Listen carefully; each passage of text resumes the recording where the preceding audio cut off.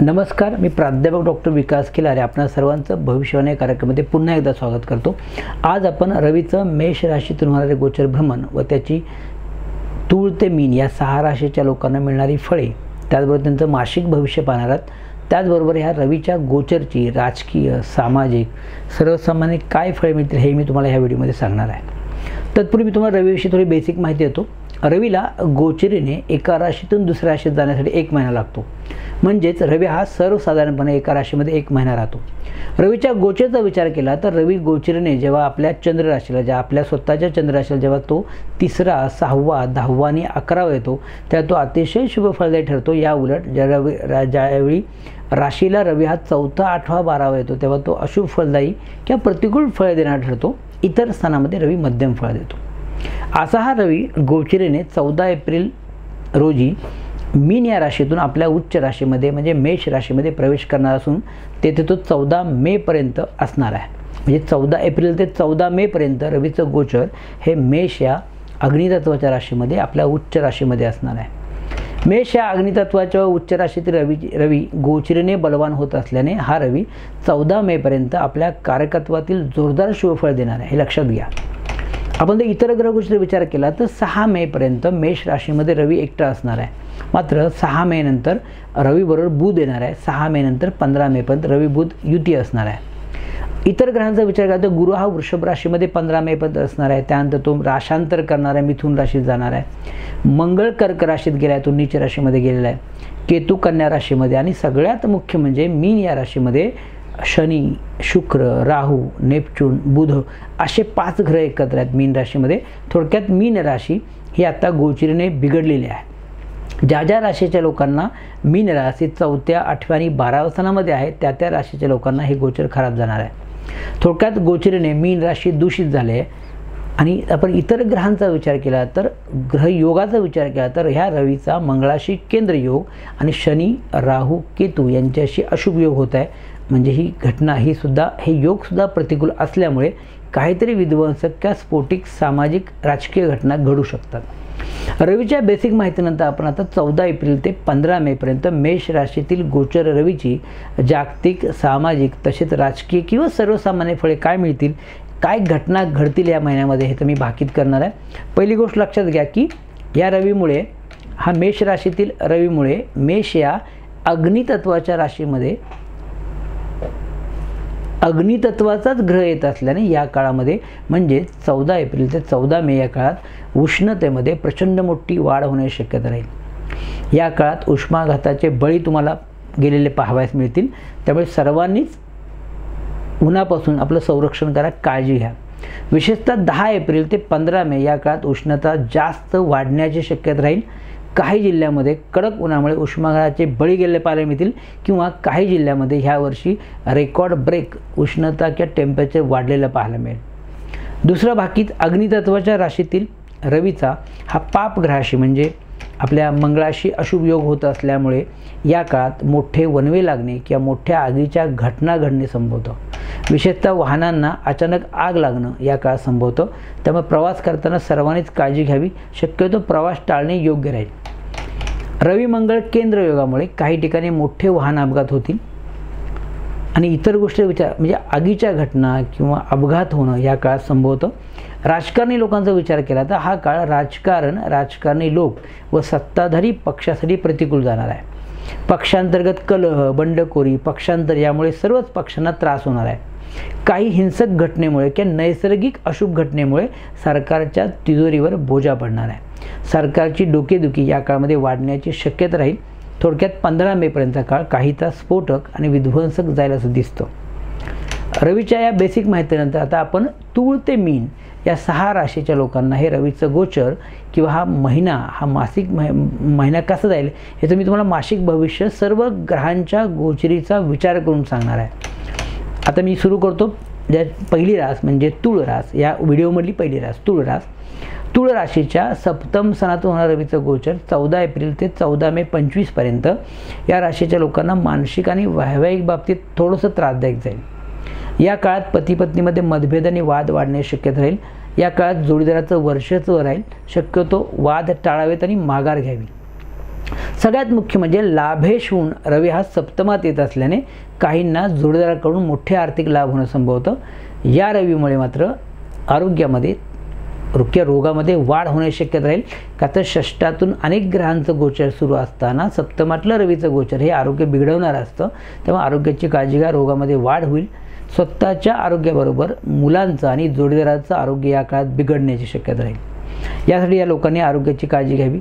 विशेषतः 6 मे नंतर या लोकांना जास्त त्रास होणं संभव होतं, तोपर्यंत काळ थोडा बरा जाईल। काहींना व्यवसायामध्ये अडचणी येणं, वाद होणं इत्यादी संभव होतं। पार्टनरशिपमध्ये पण वाद होतील। या राशीच्या लोकांना 15 जून नंतरचा काळ उत्तम आणि प्रगतीकारक जाईल। त्यानंतर बराच त्रास या लोकांचा कमी होणार आहे। म्हणजे 15 जून नंतरचा काळ ह्या राशीच्या लोकांना अतिशय चांगला आहे। तूळ राशी, कारण तूळ रास मागील काही वर्षापासून सफर होते, त्यांना बराच त्रास होतोय। तो त्रासांचा 15 जून नंतर नक्की कमी होईल। कुठल्या दिवशी जास्त काळजी घ्या, तर या राशीच्या लोकांना विशेषतः 21, 22, 29, 30 एप्रिल व 8, 9, 10 मे हे दिवस मानसिक अस्वस्थता, चिंता देण्यात जातील। या काळात या लोकांनी शांत आणि संयमी राहावं। कोणताही अविचारी निर्णय या काळात घेऊ नये, आरोग्याची काळजी घ्यावी। पुढची रास वृश्चिक रास। वृश्चिक राशीच्या 6ष्ठ स्थानातून होणारं रवीचं गोचर भ्रमण दिनांक 14 एप्रिल ते 14 मेपर्यंत या राशीच्या लोकांना अनुकूल आणि प्रगतिकारक जाणार आहे। कारण 3, 6, 10, 11 मधलं रवीचं गोचर तेही उच्च राशीतून हे नक्कीच चांगलं असणार आहे। मागील काही वर्षापासून म्हणजे 2.5 वर्षापासून होत असलेल्या शनीच्या पनोतीचा त्रास या लोकांचा आता कमी होणार आहे। 6 मे नंतर या लोकांना उत्तम फळे या लोकांना मिळणार आहेत। विशेषतः मानसिक सुख, समाधान, शांती या लोकांना 6 मे नंतर मिळेल। विशेषतः काहींना सरकारी नोकरी मिळणं किंवा चांगली नोकरी मिळणं, नोकरीमध्ये पगारवाढ होणं, प्रमोशन होणं अशा घटना किंवा अशा गोष्टी या काळात घडतील। षष्ठातील रवीमुळे या लोकांना कोर्ट कचेरीमध्ये आता यश मिळेल। या लोकांची आता मनासारखी प्रगती होणार आहे। प्रत्येक हाती घेतलेल्या कामामध्ये यश मिळेल। या लोकांच्या उत्साहामध्ये आणि आनंदामध्ये आता वाढ होईल। मन आणि शरीर प्रफुल्लित बनेल। विशेषतः या रवीमुळे राजकारणी लोकांना निवडणुकीमध्ये यश मिळणं किंवा एखाद्या पदाची प्राप्ती होणं संभव होतं। ह्या लोकांना मान सन्मान मिळेल। हा रवी या लोकांच्या स्वकर्तृत्वामध्ये वाढ करून ह्यांना मोठं यश देणार आहे। म्हणजे वृश्चिक राशीच्या लोकांच्या कर्तृत्वामध्ये वाढ होणार आहे। काहींना सरकारी कामातून तसेच वडिलांकडून, नोकरांकडून उत्तम सहकार्य व लाभ होतील। 6 मे नंतरचा काळ या लोकांना जास्त प्रगतिकारक जाईल। नोकरी व्यवसायामध्ये अतिशय चांगले दिवस या लोकांना येतील। थोडक्यात वृश्चिक राशींनाही गोचर अतिशय की हा महिना खूप चांगला जाणार आहे। कोणते दिवस थोडे खराब जातील, तर या वृश्चिक राशीच्या लोकांना विशेषतः 23, 24 एप्रिल व 1, 2, 11, 12 मे हे दिवस मानसिक अस्वस्थता, चिंता देणारे जातील। या काळात या लोकांनी शांत आणि संयमी राहावं। कोणताही अविचार निर्णय या काळात घेऊ नये, आरोग्याची काळजी घ्यावी। त्यानंतर धनुरास। धनुराशीला सध्या आता शनीची पनोती सुरू झालेली आहे, त्यामुळं थोडंसं चतुर्थातलं पापग्रहांचं गोचर, मीन राशीमध्ये असणाऱ्या ग्रहांची गर्दी हे थोडीशी त्यांना मानसिक, कौटुंबिक त्रासदायक असणार आहे। धनुराशीच्या पंचम स्थानातून रवीचं गोचर भ्रमण दिनांक 14 एप्रिल ते 14 मेपर्यंत या राशीच्या लोकांना काही बाबतीत अनुकूल जाणार आहे। मात्र शनीची पनोती, राहुकेतूचं गोचर, मंगळाचं गोचर हे सर्वच गोचर ह्या राशीच्या लोकांना प्रतिकूल असल्याने या लोकांना आता कौटुंबिक, शारीरिक, मानसिक, वैवाहिक त्रास या काळात होणं संभव होतं। विशेषतः 6 मे नंतर यांच्या अडचणीमध्ये मोठी वाढ होईल। या लोकांना कौटुंबिक मनस्ताप, कलह, वाद, अनारोग्य, अपघात, आईला त्रास होणं, आईचं आरोग्य बिघडणं इत्यादी या काळात संभव होतं। मात्र रवीचं गोचराचा विचार केला तर रवी पंचमातून चाललेला आहे, तोही मेष राशीतून, आणि तो भाग्येशून। त्यामुळे रवीचं गोचर पंचम स्थानामध्ये होत आहे, तोही भाग्येश रवी पंचमात येत असल्याने या काळात काही लोकांचा भाग्योदय होणं संभव होतं। या लोकांना नशिबाची साथ उत्तम मिळेल। त्यामुळे हाती घेतलेल्या कामामध्ये या लोकांना आता मोठं यश मिळण्याची शक्यता राहील। सगळ्यात मुख्य म्हणजे संततीचं सौख्य उत्तम मिळेल। काही विद्यार्थ्यांना जे धनुराशीचे आहेत त्या विद्यार्थ्यांना शिक्षणामध्ये किंवा उच्च शिक्षणामध्ये इच्छित ठिकाणी प्रवेश मिळणं किंवा शिक्षणामध्ये मोठं यश मिळणं या काळात संभव होतं। स्पर्धा परीक्षा करणाऱ्या लोकांना किंवा विद्यार्थ्यांना हा काळ सरकारी नोकरी मिळण्यासाठी अतिशय अनुकूल राहील। हा रवी आर्थिक लाभ उत्तम करून देईल। शेअर्स, लॉटरी यामधून लाभ होतील। काहींना राजकारणामध्ये किंवा निवडणुकीमध्ये मोठं यश मिळेल। खेळाडूंना खेळामध्ये मोठं यश मिळेल या काळामध्ये। या राशीच्या लोकांना 29 मे नंतरचा काळ उत्तम आणि प्रगतिकारक जाईल। यांच्या बऱ्याच अडचणी व त्रास 29 मे नंतर कमी होईल। तोपर्यंत या लोकांनी शांत आणि संयमी राहावं, आरोग्याची काळजी घ्यावी. या लोकांना कुठला काळ जास्त त्रासदायक जाईल तर कुठल्या दिवस खराब जातील तर या राशीच्या लोकांना विशेषतः 16, 17, 25, 26 एप्रिल व 3, 4, 5 मे हे दिवस मानसिक अस्वस्थता, चिंता देणारे जातील. या काळात या लोकांनी शांत आणि संयमी राहावं, कोणताही अविचारी निर्णय या काळात घेऊ नये, आरोग्याची काळजी घ्यावी. त्यानंतर पुढची रास म्हणजे मकर रास. आता मकर राशी 7.5तून सुटलेली आहे. मकर राशीलाही आत्ता गोचर आणि ग्रहमान खूप चांगला आहे. मात्र चतुर्थ ह्या स्थानातून पापग्रहांचं गोचर थोडं त्रासदायक असतं. त्यामुळे मकर राशीच्या चतुर्थ स्थानातून होणारं रवीचं गोचर भ्रमण हे 14 एप्रिल ते 14 मेपर्यंत या राशीच्या लोकांना थोडं प्रतिकूल जाणार आहे. काही बाबतीत विशेषतः कौटुंबिक कलह, वाद आणि त्यातून मनस्ताप संभवतो. आईचे आरोग्य बिघडणं किंवा आईशी मतभेद होणं या काळात संभवतं. आईच्या आरोग्याची विशेष काळजी घ्या.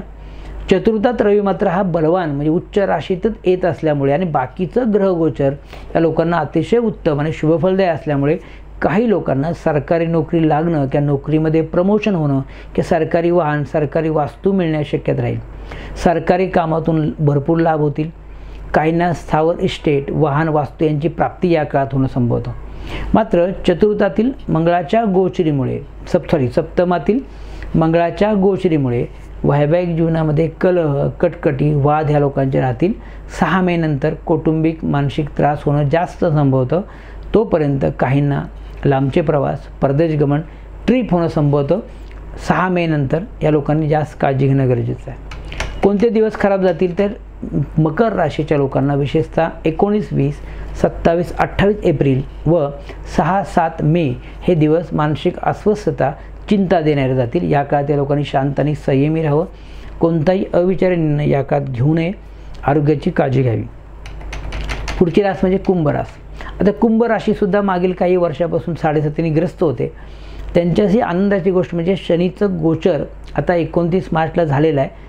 त्यामुळे कुंभ राशीचाही बराच त्रास कमी होणार आहे. कुंभ राशीच्या तृतीय स्थानातून होणारं रवीचं गोचर भ्रमण दिनांक 14 एप्रिल ते 14 मेपर्यंत या राशीच्या लोकांना अनुकूल आणि अतिशय प्रगतिकारक जाणार आहे. मागील काही वर्षापासून सुरू असलेल्या मानसिक, शारीरिक, आर्थिक त्रासातून या लोकांची आता मुक्तता होणार आहे. 29 मेपर्यंतचा काळ ह्या लोकांना अतिशय उत्तम जाणार आहे. तृतीयातील रवीमुळे या लोकांच्या धाडसामध्ये, कर्तृत्वामध्ये किंवा पुरुषार्थामध्ये आता वाढ होईल. मुख्य म्हणजे उत्तम अर्थप्राप्ती आणि धनलाभ या लोकांना आता होतील. ह्यांच्या रखडलेल्या कामामध्ये यश मिळेल.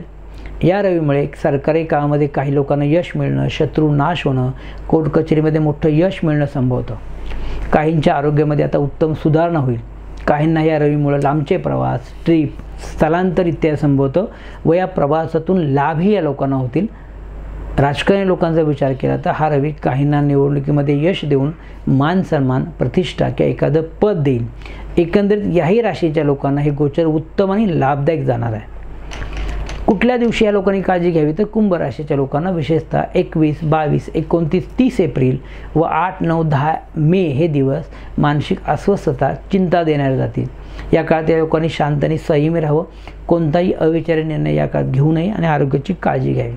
त्यानंतर राशीचक्रातली शेवटची रास म्हणजे मीन रास. आता मीन राशीला शनीची 7.5 सुरू आहे. त्यात आता शनीचं चंद्रावरून म्हणजे डोक्यावरून गोचर भ्रमण सुरू झालं. हे थोडंसं त्रासदायक मीन राशीच्या लोकांना आहे आणि आता रवीचं गोचर पण थोडं प्रतिकूल आहे. त्या मीन राशीच्या लोकांनी जास्त काळजी घेतली पाहिजे. मीन राशीच्या धनस्थानातून होणारं रवीचं गोचर भ्रमण दिनांक 14 एप्रिल ते 15 मेपर्यंत या राशीच्या लोकांना कौटुंबिक, शारीरिक, मानसिक, वैवाहिक बाबतीत त्रासदायक जाणार आहे. कारण ह्या राशीच्या लोकांना सुरू असलेली शनीची 7.5 व राशीतूनच होणारं पापग्रहांचं भ्रमण अतिशय प्रतिकूल असल्याने ह्या लोकांना मनस्ताप, चिडचिड, अस्वस्थता, अनारोग्य इत्यादी या काळात राहील. प्रत्येक कामामध्ये विलंब होणं, अडचणी, अडथळे येणं संभवतं. मात्र रवीचा विचार केला तर षष्टेश रवी हा धनस्थानामध्ये, तोही उच्च राशीमध्ये येत असल्याने काहींना नोकरीच्या माध्यमातून लाभ होणं संभवतं. नोकर चाकराकडनं उत्तम सहकार्य मिळणं संभवतं. मात्र धनस्थानातल्या रवीमुळे काहींना नेत्रविकार, डोकेदुखी, पित्ताचा त्रास इत्यादी होणं संभवतं. विचार करून बोललं पाहिजे. बोलण्यातून कटुता निर्माण होऊ शकते. या लोकांना मानसिक त्रास 6 मे नंतरचा बराच कमी होणार आहे. जो काही मानसिक त्रास या लोकांना होतोय तो 6 मे नंतर बराच कमी येईल. तोपर्यंत या राशीच्या लोकांनी काळजी घ्यावी, शांत आणि संयमी राहावी आणि कोणताही अविचारी निर्णय तडकाफडकी घेऊ नये. नित्य शनी उपासना करावी हे मी या लोकांना सांगू शकेन. कुठले दिवस विशेष जास्त त्रासदायक जातील तर मीन राशीच्या लोकांना विशेषतः 14, 15, 23, 24 एप्रिल व 1, 2 मे हे दिवस मानसिक अस्वस्थता, चिंता देणारे जातील। या काळात या लोकांनी शांत आणि संयमी राहावं, कोणताही अविचार निर्णय या काळात घेऊ नये आणि आरोग्याची काळजी घ्यावी। मी ह्या भागामध्ये तुम्हाला तूळ ते मीन या 6 राशीच्या लोकांचं मासिक भविष्य की हा काळ कसा जरी सांगितलं आहे। ज्या राशीच्या लोकांना गोचर चांगलं आहे त्यांचं ठीक आहे, पण ज्या लोकांना गोचर हे प्रतिकूल आहे त्यांनी काय केलं पाहिजे, त्यांना मी उपाय सांगणार आहे। ते उपाय जर त्यांनी केले नक्कीच त्यांच्या अशुभ फळाची तीव्रता कमी मिळेल त्या लोकांना। पहिला उपाय म्हणजे काय तर गायत्री मंत्राचा रोज 108 वेळा जप करा, 11 वेळा मनातल्या मनात जप करा। त्यात एक रवीचा मंत्र आहे, जपा कुसुम संकाशम काश्यपेयम महद्युतीम तमो अरिम सर्व पापघ्नम प्रणवतो अस्मिन दिवाकरम। या मंत्राचा रोज 1 माळ जप करा। ज्यांना हा मंत्र म्हणणं शक्य नाही त्यांनी ओम ह्रीम ह्रीम सूर्याय नमः किंवा ओम गृणीही सूर्याय नमः या मंत्राचा रोज 1 माळ जप करा। रोज सकाळी उठल्यानंतर सूर्याला अर्घ्य द्या। अशा जर गोष्टी केल्या तर नक्कीच तुम्हाला हे रवीचं गोचर फारसं प्रतिकूल जाणार नाही। जातात एक निवेदन करतो, ज्या लोकांना आपले व्हिडिओ आवडतात आणि आपला व्हिडिओ पाहतात परंतु अजूनही आपला चॅनल सबस्क्राईब केला नसेल त्यांनी हा चॅनल सबस्क्राईब करा, लाईक करा आणि आपले मित्र, नातेवाईक, आप्तेष्टांना हा व्हिडिओ शेअर करायला विसरू नका। ज्या लोकांना माझ्याकडून ऑनलाईन मार्गदर्शन कन्सल्टिंग हवे असेल मी त्यांना डिस्क्रिप्शनमध्ये माझा व्हॉट्सअप नंबर दिलेला आहे, त्यांनी मला व्हॉट्सअप करा, मी तुम्हाला नक्कीच ऑनलाईन मार्गदर्शन करेन। अजून एक विनंती करतो जी मी आत्तापर्यंत कधीही केली नाही, ते म्हणजे जे काय माझे 6-7 हजार सबस्क्रायबर माझे रेग्युलर हे व्हिडिओ पाहतात त्या लोकांना माझी विनंती आहे की माझे सबस्क्राईब वाढवण्यासाठी तुम्ही मदत करा। आपल्या घरातल्या सर्व लोकांच्या मोबाईलवर किंवा आपल्या नातेवाईकांना, मित्रांना हा चॅनल सबस्क्राईब करायला सांगा। तुमच्याकडनं हे सहकार्य अपेक्षित आहे, म्हणजे आपला आकडा 1 लाखाच्या आसपास जायला आपण फार जवळ आलो आहे आणि ह्या वर्षी तो आकडा पूर्ण व्हावा अशी माझी इच्छा आहे। तुम्ही सहकार्य करा अशी मी अपेक्षा करतो। त्यानंतर आपण पुढील जे व्हिडिओ बघणार आपलं गोचर मी या व्हिडिओमध्ये कार्यक्रमामध्ये सांगणार आहे ते म्हणजे काय तर 15 मेला गुरु राशांतर करतोय। हा गुरु सर्वसामान्य जागतिक बाबतीत कसा असेल, कुठल्या भाग्यवान राशी असतील त्यांना हा गोचर कसं जाईल, नंतर 12ही गुरुचे मी 12 व्हिडिओ करणार आहे। असे 13-14 व्हिडिओ होतील गुरु गोचरचे, ते मी तुम्हाला करणार आहे लवकर, ते तुम्ही नक्की बघायची अपेक्षा करतो। त्यानंतर राहू केतूचं गोचर 29 मे नंतर होतं आहे। हे राहू केतूचं गोचर ही पुढील 1.5 वर्षामध्ये प्रत्येक राशीला कसं असेल तेही मी सांगणार आहे, तेही व्हिडिओ तुम्ही अवश्य पहा। तर पुन्हा भेटू, तोपर्यंत श्री स्वामी समर्थ।